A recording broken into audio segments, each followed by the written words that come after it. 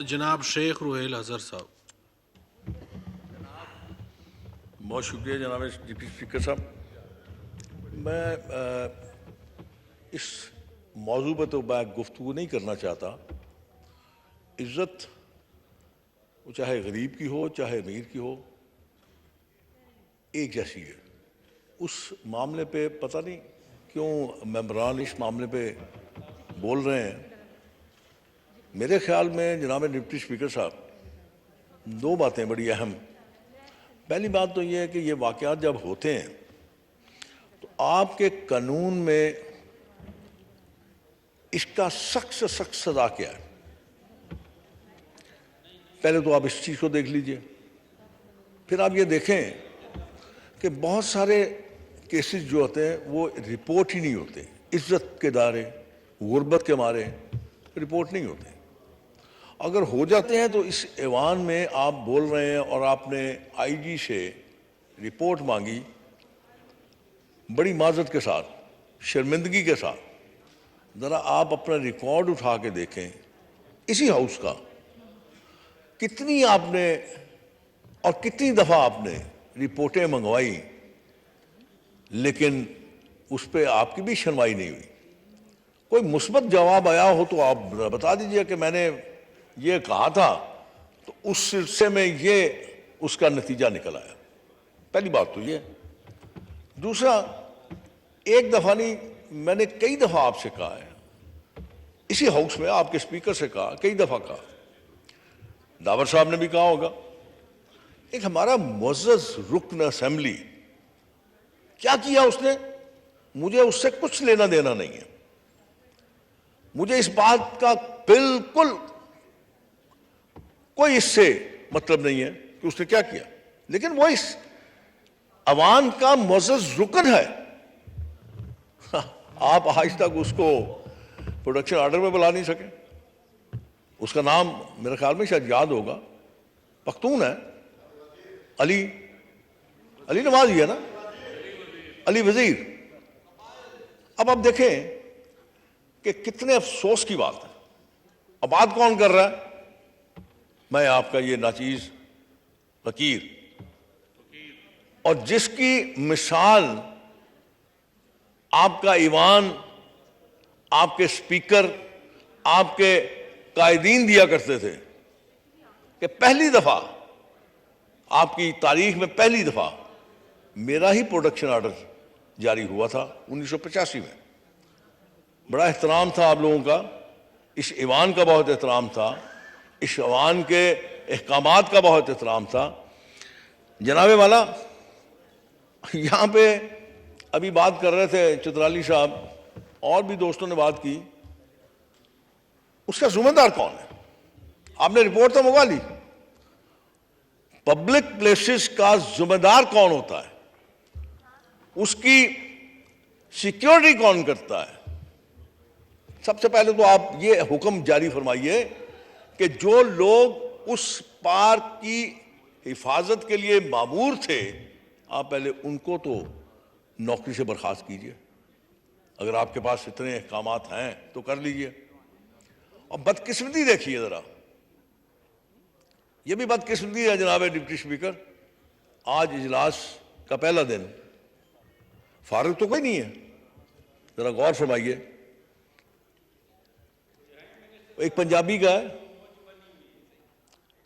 वो पता नहीं पंजाबी का एक है शेर, मुझे याद नहीं रहते शेर, सुनिया उन गलियां ते विच रांझा यार फिरे। जरा गौर फरमाइए, जरा आप देखिए, इस ईवान की तरफ देखिए, शर्म आती है यार। और इसको किसने करना है?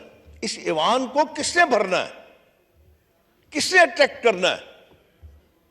जिन लोगों ने अट्रैक्ट करना है वो तो अपने अल्लाह तल्लों में बैठे हुए हैं। कौन सी इतनी मसरूफियत है आपको? इंतहाई अहम बातें यहां पे होती हैं, सुनने वाला कोई नहीं, कुछ जानने वाला कोई नहीं। अभी ढांडा साहब चीख रहे थे, चला रहे थे, गुर्बत और गरीब का रोना रो रहे थे, सुनने वाला कोई नहीं। क्या करेंगे?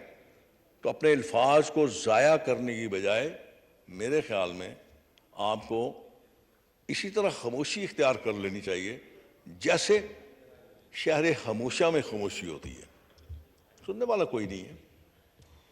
कभी आपने ये नहीं सोचा कि ये वाकयात, ये हालात आप पे भी हो सकते हैं, आप भी इसका सामना कर सकते हैं, लेकिन ऐसा नहीं होता। और आप जरा गौर कीजिए, कोई मुअज़्ज़ज़ रुकन किसी आपके बरसरे इक़्तिदार शख्स के पास चला जाए, सवाए उसको चक्कर लगवाने के और कुछ नहीं है। हजूर इतना याद रखें ज़हन में कि हम लोग अवाम के वोट लेके आते हैं, उनके मसाइल होते हैं। आप कोई ऐसे मुआशरे में जिंदा नहीं रह रहे जो बड़ा एक यूं कह लीजिए कि अप टू मार्क हो, ऐसा तो नहीं है। लोग आपके पास आते हैं, एमएनए के पास लोग अपने सीवरेज को दुरुस्त करवाने के लिए आ जाते हैं, तो इसका मतलब है हम अभी तक उस मकाम तक नहीं पहुंचे। तो अगर मैं हैसियत एमएनए मैं किसी का कोई काम नहीं करवा सकता, मैं किसी की ट्रांसफर नहीं करवा सकता, हाँ जाइए, जाके ब्यूरोक्रेसी में जाइए, को बंदा ढूंढिए वहां पे, उसको पैसे दीजिए और काम करवा लीजिए। ये नहीं हो रहा, ये हो रहा है और आपके नाक के नीचे हो रहा है। कौन सी इज्जत जनाब डिप्टी स्पीकर, कौन सी इज्जत? आप जरा ऑफिशियल गैलरी में देख लीजिए कितने लोग मौजूद हैं। क्यों होंगे वो? इसलिए कि जब मैं ही आंखें बंद किए बैठा हूं तो क्या होगा?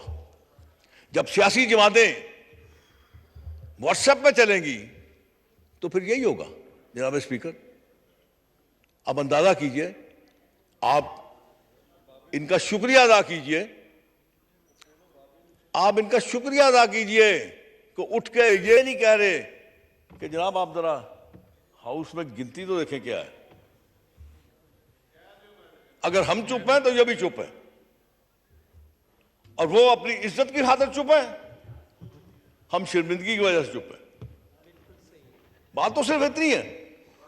अब मैं लिबर्टी ले रहा हूं, मैं जानता हूं आपके कान इस वक्त मेरी बातों से बहुत ज्यादा हम आपको सुन रहे हैं जी। जी सर, आपको सुन रहे हैं जी, आप बात मुकम्मल करें। नहीं, मैं आपकी चेहरे पे जो मुस्कुराहट थी हल्की हल्की, मैं उसको महसूस कर रहा था कि आप कुछ तंग आ गए सुन सुन के। मैं और ज्यादा आपकी क्षमा खराशी नहीं करूंगा, आप बात मुकम्मल करें जी। मजा आज ये है डिप्टी स्पीकर साहब कि आप पहले तो आपने जितने अहकामात, डिप्टी स्पीकर साहब ने जितने अहकामात जारी किए हैं उनकी जरा रिपोर्ट मंगवा के इसी ईवान में रख लीजिए। आपने जो ये कहा था कि यहाँ पे ऑफिशियल गैलरी में ऑफिशियल मौजूद हो, जरा उसकी भी रिपोर्ट मंगवा के देख लीजिए। आपने अभी जो अहकामात जारी किए हैं उसकी भी रिपोर्ट मंगवा के देख लीजिए। मैंने आज जो आपसे अर्ज किया है अली वजीर को, उसने क्या गुनाह किया मुझे नहीं पता। यहाँ पे तो इतने तो बड़े गुनाह करने वालों को आप यहाँ पे उठा के हाथ तो आप फातिहा पढ़नी शुरू कर देते हैं। मानता हूं, मैं मानता हूं मरने वाले का मामला उसके अल्लाह के साथ है। पता नहीं मैंने कितने गुनाह किए हैं, मैंने पता नहीं कितनी गलतियां की हैं, मैं इस बात पे नहीं आता। मैंने सिर्फ एक बात आपसे की है कि एक शख्स जिसने इतने गुनाह किए आप उसकी फातिहा पढ़ रहे हैं, और एक शख्स जो इस अवान का मुअज़्ज़ज़ रुकन है आप उसको यहां पे प्रोटेक्शन ऑर्डर यहां पे मौजूद नहीं कर पा रहे। ये बेबसी और बेकसी है आपकी। इससे नजर आता है जनाब डिप्टी स्पीकर कि इस अवान में कितनी ताकत है, इस अवान में कितनी इज्जत है। आप समझते हैं कि अगर आप इस तरह इस अवान को चला सकते हैं, चला लेंगे, आप खुशफहमी का शिकार हैं जनाब स्पीकर। खुश रहिए, आपको अल्लाह सलामत रखे, हिम्मत दे। शुक्रिया जी, शुक्रिया जी। मैं समझता हूं अगर और ये आइटम नंबर 3